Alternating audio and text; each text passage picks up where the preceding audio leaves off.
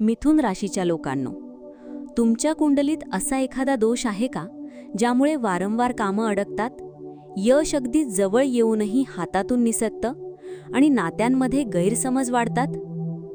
ज्योतिषशास्त्रानुसार काही वेळा कुंडलीतील ग्रहांची चुकीची स्थिती दोष निर्माण करते.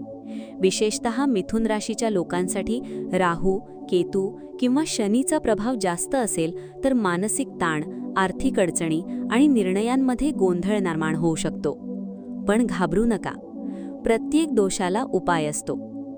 दर बुधवारी भगवान गणेशाची पूजा करा, हिरव्या वस्तूंचे दान करा आणि ओम बूम बुधाय नमः या मंत्राचा 108 वेळा जप करा.